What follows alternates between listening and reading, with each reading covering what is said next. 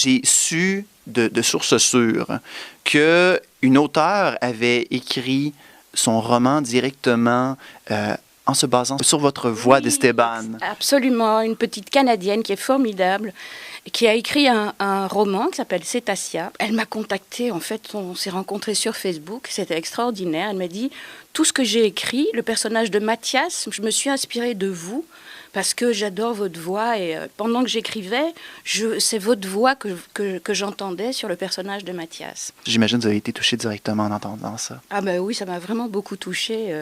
Oui, et puis c'est quelqu'un de bien, qu'elle va faire une très belle carrière. Je pense qu'on va faire un petit exercice pour le bien. On va prendre le livre Cétacia. Est-ce que ça vous dirait de lire? Ouais, je vais essayer de retrouver la voix de Mathias. En fait, c'est le personnage de Sans Famille. Oui. De Rémi, c'est le copain de Rémi dans Sans Famille. C'est deux dialogues entre deux personnages qu'on va faire tester par Jackie Berger, qui va refaire ces citations. Alors, moment savoureux en ce moment. Stan, ce sera à ton tour de me trouver fou. Mais lorsque tu faisais la lecture de cette lettre, je n'ai pas arrêté de penser à cette histoire de Cétacia. « Comment, toi aussi ?» demanda Stanislas, surpris que son frère ait pensé la même chose que lui, surtout qu'il ne semblait aucunement s'intéresser à Cétacia jusque-là. « Est-ce que tu crois que, maman, notre mère serait la grande baleine bleue dont a parlé cet Herman Melville ?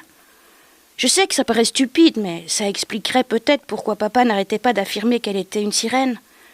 Peut-être que c'est ainsi qu'elle s'est présentée à papa.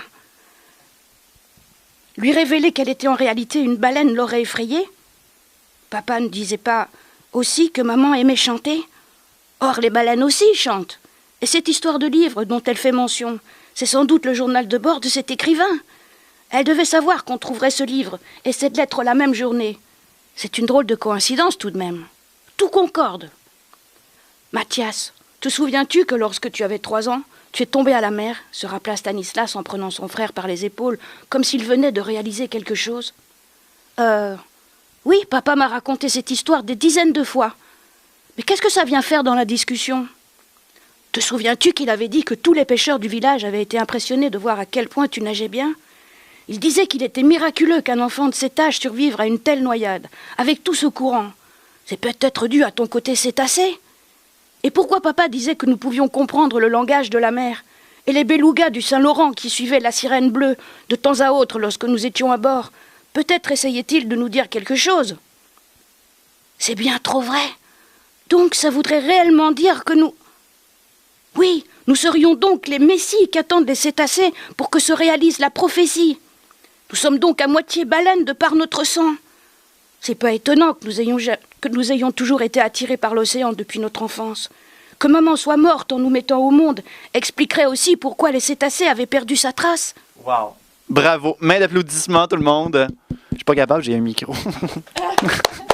Félicitations! C'est tellement bien écrit que c'est facile à lire. Hein. Il faut lire ça, c'est très très beau. Oui. On finit ça avec un Dr. Jones. Dr. Jones! Luc, je suis ton père. On continue avec le Roi Lion. Je pense que je ne l'ai pas vu, le Roi Lion. J'ai le droit d'avouer ça devant une caméra. J'ai pas vu. Donc, je ne l'ai pas entendu, donc je ne sais pas c'est quoi la réplique. Je vais l'essayer. Oh, parfait. Ah, mais là, c'est rendu moi le doublage.